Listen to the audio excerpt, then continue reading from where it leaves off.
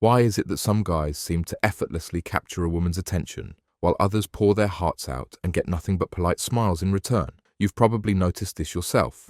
Maybe you've been that guy who tries everything, the compliments, the grand gestures, the constant texting, only to watch her drift away towards someone who barely seems to be trying at all. Here's what's really happening, and it's going to challenge everything you think you know about attraction. The most powerful tool you have isn't your words. It's not your looks, your money, or even your charm. It's something far more subtle, far more psychological, and infinitely more effective. It's the strategic use of silence and space. Think about it. When was the last time someone's absence made you think about them more than their presence ever did? When did uncertainty about someone's feelings make you more invested than certainty ever could? This is the silent strategy, and it works because it taps into something fundamental about human psychology. We value what we have to work for, we obsess over what we can't quite figure out, and we chase what seems just slightly out of reach. But here's where most guys get it wrong. They think playing hard to get means being rude, distant, or manipulative. That's not strategy, that's just being difficult. The silent strategy isn't about game playing or emotional manipulation. It's about understanding the psychology of desire and giving attraction the space it needs to grow. Let me explain how this actually works in her mind. When you're always available, always responding immediately, always making your intentions crystal clear, you're not creating mystery, you're eliminating it. You're not building tension, you're releasing it. And without mystery and tension, there's no psychological pull for her to feel drawn toward you. Her brain is wired to be curious about gaps in information. When she can predict your every move, when she knows exactly how you feel about her, when she can count on you to always be there at her beck and call, you become psychologically invisible. Not because you're not good enough, but because you're too predictable. The silent strategy creates what psychologists call intermittent reinforcement.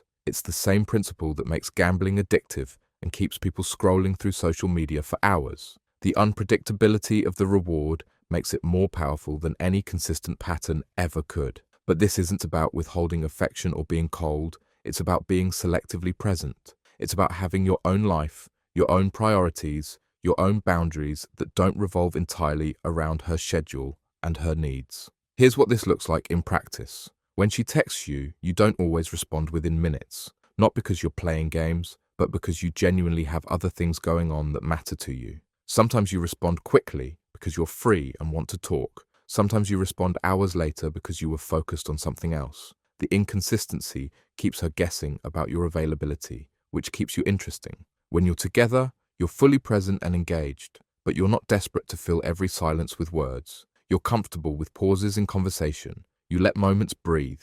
You create space for her to wonder what you're thinking, to fill in the gaps with her own imagination. You have plans that don't include her. You have interests she's not part of. You have a life that existed before her and would continue without her. This isn't about being selfish. It's about being complete, and completeness is attractive in a way that neediness never can be. The silent strategy also means you don't always take the bait when she's testing you. Women test men constantly, not out of malice, but out of instinct. She wants to see if you'll maintain your frame under pressure, if you'll chase her when she pulls back, if you'll sacrifice your own needs to keep her happy. When she cancels plans at the last minute, you don't frantically try to reschedule. You say, no problem, and make other plans. When she doesn't respond to your text for hours, you don't send follow-up messages. You get busy with your own life. When she mentions other guys trying to get her attention, you don't get jealous or possessive. You remain unbothered because you know your own worth. This drives her crazy in the best possible way. Not because you're being mean,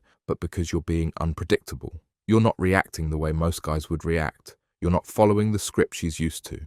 And that makes her think about you more, not less. Here's the key insight that most men miss. Attraction isn't logical. It's emotional and psychological. She doesn't fall for the guy who makes the most sense on paper. She falls for the guy who makes her feel something. And the silent strategy creates feelings, curiosity, intrigue, the thrill of the unknown. But there's a crucial balance here. Too much silence and you become genuinely distant. Too much availability and you become boring.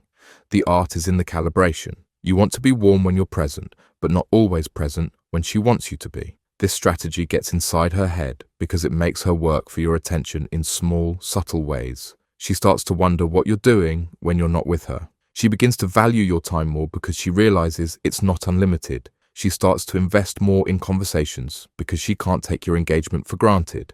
And here's what's beautiful about this approach. It's not just strategy. It's actually making you a more attractive person. When you have your own life, your own priorities, your own boundaries, you become more interesting. You have more to talk about. You're less needy and more confident. You're living for yourself first, which paradoxically makes others want to be part of your life.